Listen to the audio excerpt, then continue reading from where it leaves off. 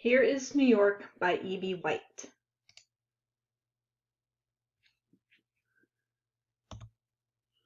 Commuters give the city its title restlessness, natives give it solidity and continuity, but settlers give it passion.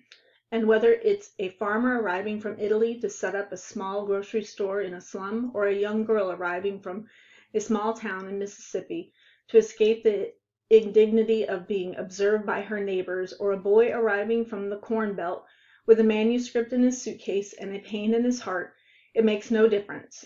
Each embraces New York with the intense excitement of first love. Each absorbs New York with the fresh yes of an adventurer.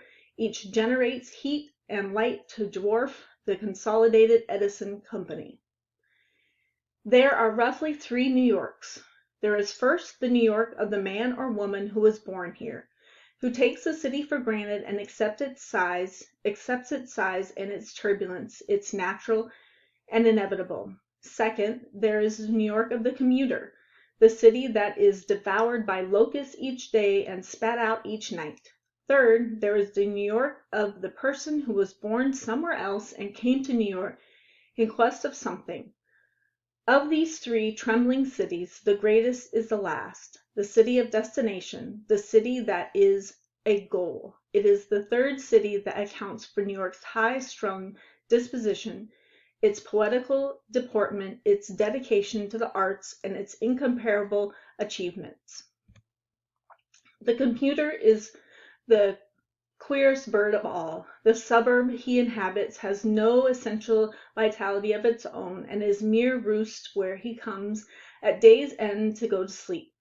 Except in rare cases, the man who lives in Mamaroneck or Little Neck or Teaneck and works in New York discovers nothing much about the city except the time of arrival and departure of trains and buses and the path to a quick lunch.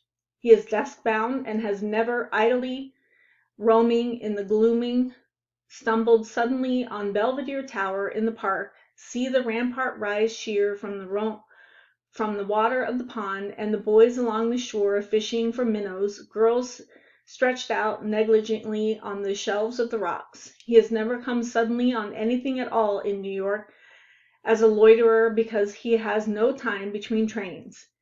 He has fished in Manhattan's wallet and dug out coins, but has never listened to Manhattan's breathing, never awakened to its morning, never dropped off to sleep in its nights.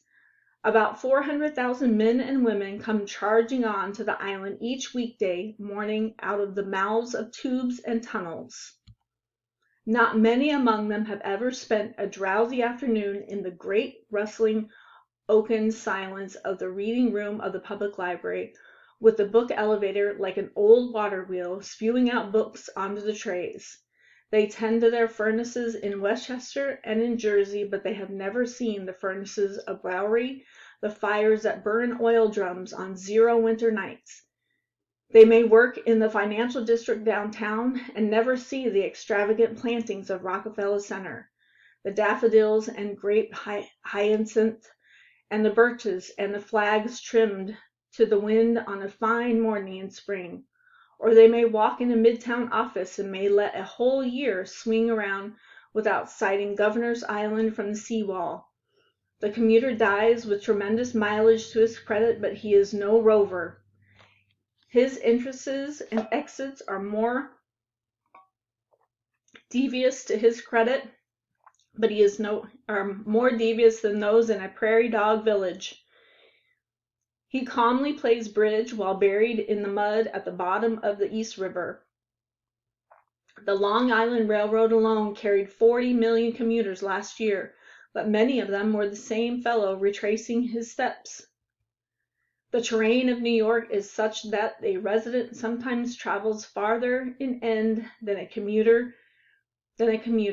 Irving Berlin's journey from Cherry Street to the Lower East Side to an apartment uptown was through an alley and was only 3 or 4 miles in length, but it was like going 3 miles around the world.